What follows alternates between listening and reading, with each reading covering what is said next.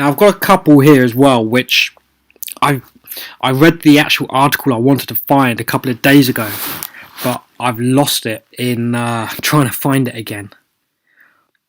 But what we've basically got is a theory coming out in the Philippines area regarding why the Philippines are wanting the US troops to get out. And it's not purely because they want to regain their own military operations without US interventions. There's an ulterior motive, and I'll get to that shortly. But I'll just read a couple of clips from this one. Response to Deep Source inauguration in the Philippines.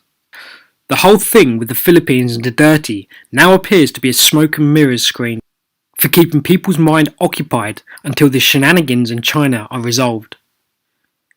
Think about this. Who really believes that the Philippines is the last stronghold of the Khazarian mafia? I don't, not for a second.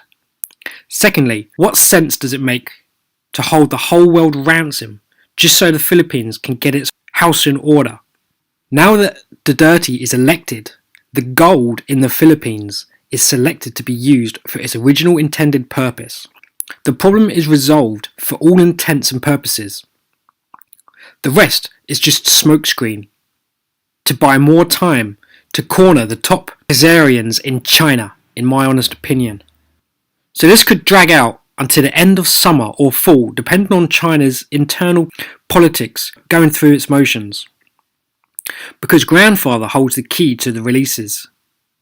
He can hold up the release of funding distribution indefinitely until the rebelling Chinese coincide. Once the Chinese military realises that they won't be able to receive a penny under the Khazarian promises, they will throw the power behind Jinping and grandfather.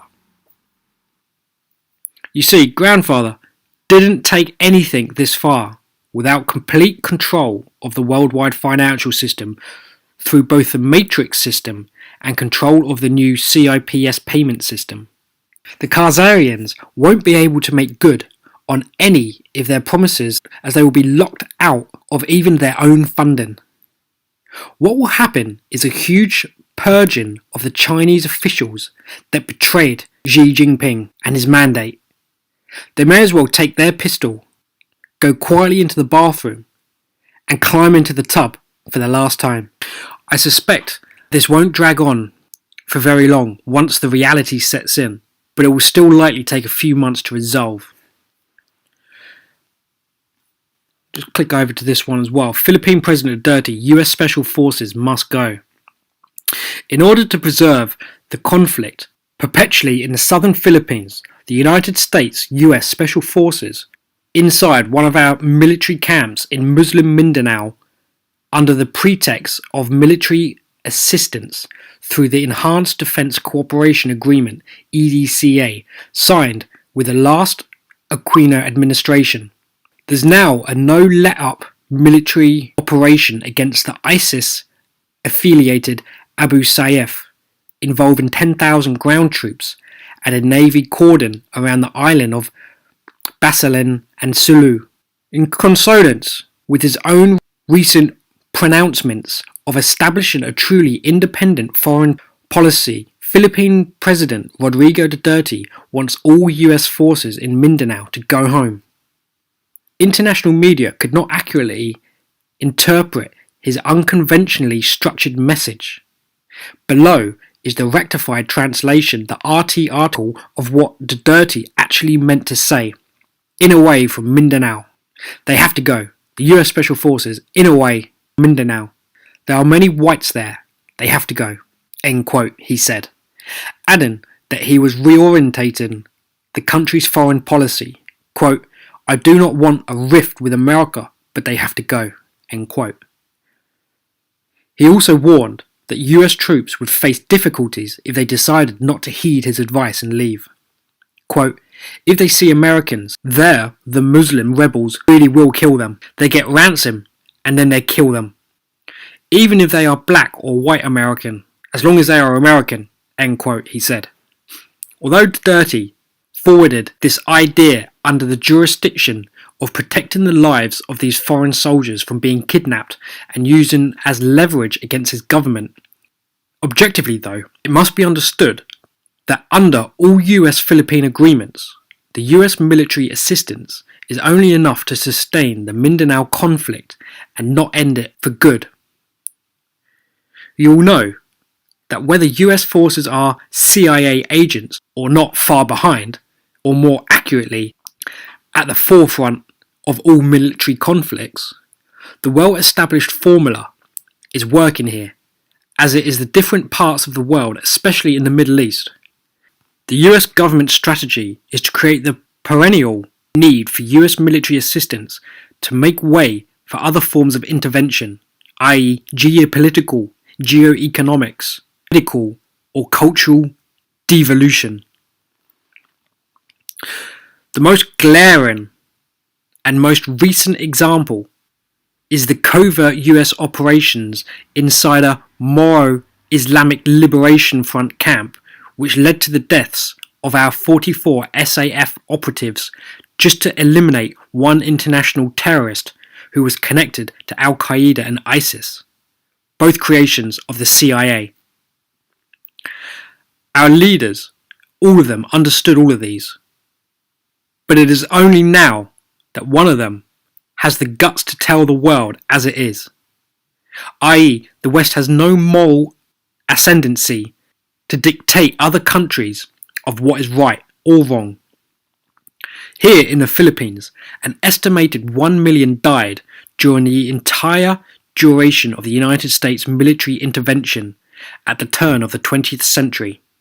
After the Philippines insurgents successfully defeated the Spaniards at the end of the 300-plus year Spanish rule, the lesser-known genocide was highlighted by the Bud Dajo massacre involving unarmed women and children.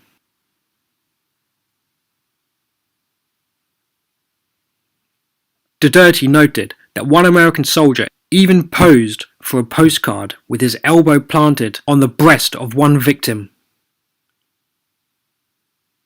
Duterte's assistances obtained the photos from the US archive itself. This is just one of those unacknowledged American atrocities in the country. The people of this country knew early on that the United States was not intervening in the name of freedom and democracy, but only for its own imperialist ambitions. Quote, "It began with a 3-year war, 1899 to 1902, that most Americans have never heard of. The war overthrew a newly independent Philippine Republic and cost between 250,000 and 1 million Filipino lives, only to be called, quote, a great misunderstanding, end quote, by American colonial writers.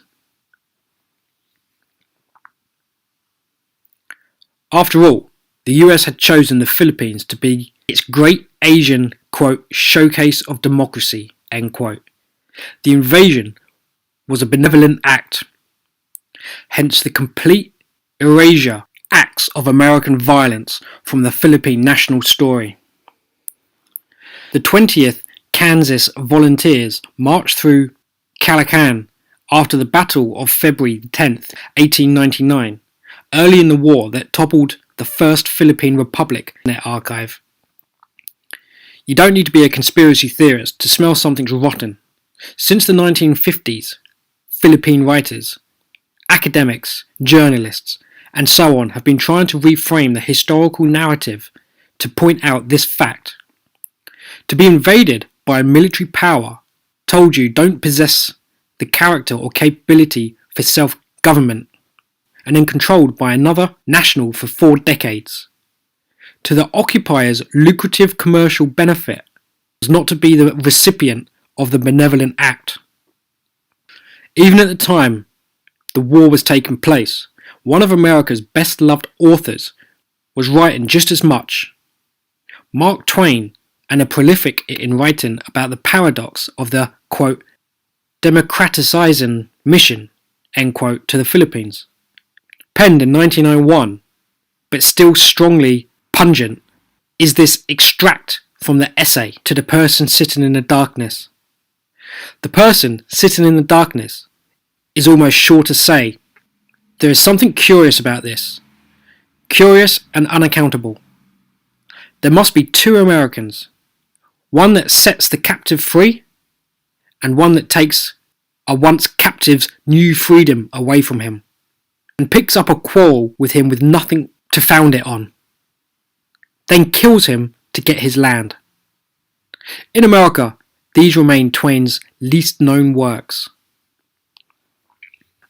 Aside from the above recent executive pronouncement of sending the US Special Forces home, the Dirty underscored his administration's independence from the White House by deliberately boycotting the ASEAN-US and ASEAN-US summits in Laos a few days ago.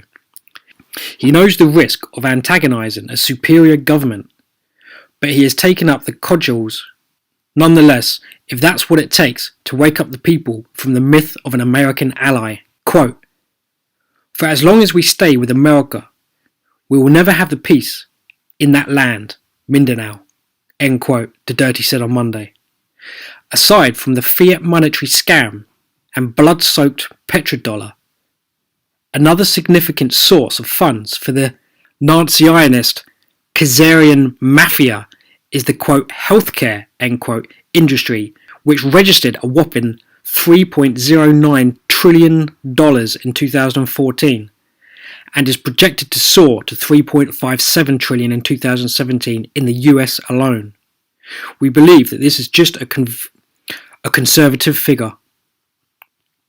So one of the other, I'll go back to what I was talking about earlier, being one of the articles that I can't find again. It's talking about how the islands down in the south of the Philippines, this Mindanao, and somewhere which is controlled by the terrorist organizations where the Americans are keeping them just at bay and are down there for surveillance reasons. It was actually reported that where this naval barrier is, where nobody is allowed inside of this circumference of an island, for the simple fact that they're actually hoarding huge amounts of gold there. And the Americans, these Khazarian elites, might be now trying to smuggle that gold out of the Philippines via the US forces that are down there.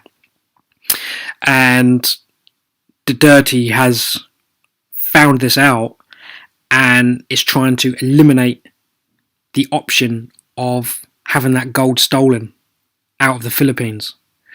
So one way to do that is by eliminating the US presence down there. Now, if that gold is being controlled via a third party force, Abu Sayyaf or whoever it is that's in control of that area, all they are is watchkeepers protecting those grounds for whomever owns that gold, whether it be China, whether it be that Yoshi guy from Japan that brought down all that gold during World War II, whether it's part of the White Dragon's gold. There's a lot of deep stuff going on down there which isn't being broadcast for obvious reasons. But it's not just as clear as he wants them out. There's an ulterior motive behind all of this. Not to mention the fact that America is being shunned by the world. Recently, on the airstrip of China, Obama was not given the red carpet. They're being insulted. And basically the whole world is turning their back on this petrodollar setup. And I think that is because all of the world leaders are aware that that's the end of the US dollar. That's the end of America. So with that goes the so-called respect.